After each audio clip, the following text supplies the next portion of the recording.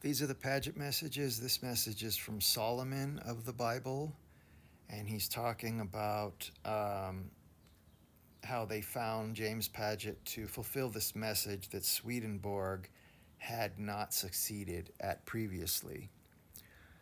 Rights of Mr. James Padgett's selection by Jesus. Solomon, I came merely to say that I have listened to your conversation tonight and was much interested because you have discussed that phase of man's destiny which is most important in all the economy or plans of the Father. Your being chosen to do this work was not the thing of the moment, but for a long period of time the highest spirits of the celestial heavens have considered this great question, and the way by which the great truths of God and the necessary plans for man's salvation could be made known to mortals. Heretofore, the difficulty has been in finding a man gifted with mediumistic powers, who had the unbiased mind and yet a knowledge to some extent of the soul's requirements, and who could be used for the purpose of receiving these great truths and transmitting them to humanity. Some years ago, as you say, a selection was made of a man to declare these truths, and to him much power and spiritual knowledge were given, and even the power of leaving the body and visiting the world of spirits, that he might see for himself the actual condition of things as they there existed, and to declare to mankind the results of his observations.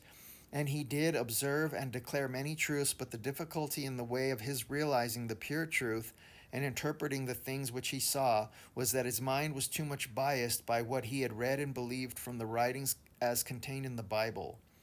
And hence his efforts failed to accomplish the great purpose intended by the mission given him. I am here referring to Swedenborg, the seer as he was called. This was a great disappointment to these celestial spirits who had projected such a plan for revealing the truths to mankind. At the head of these celestial spirits was Jesus, as he is now. Since that time, the time has never been propitious for a plan of this kind to be attempted again until now.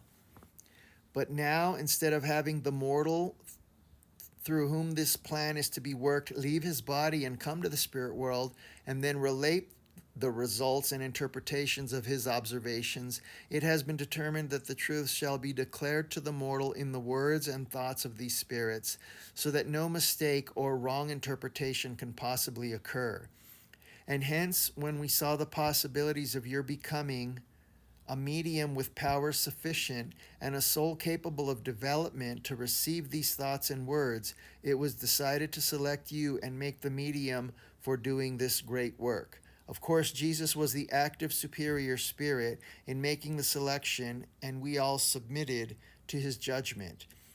By such is the decree, and now you will understand why you were selected and the fact that you have been selected. I have told you this tonight because I have been selected by the others to do so, and I, as the wise man of old, tell you from a knowledge founded on fact. So both of you realize, he's referring to Dr. Stone, who compiled the Padgett messages, both of you realize your missions and strive with all your might to acquire this great faith and soul development, which are absolutely necessary to a successful performance of the work. We are with you very often, trying to incline your thoughts to the higher things and to fill your souls with their influences, which our love for you creates around you. So, in behalf of all of us who are promoting this great work, I give you our love and blessings. Your brother in Christ, Solomon, the wise of the Old Testament and the more than wise of the followers of Christ. Again, this is the Padgett messages channeled about 100 years ago by Jesus and his disciples. This is volume 2, available on Amazon, and also free PDFs at divinelove.org.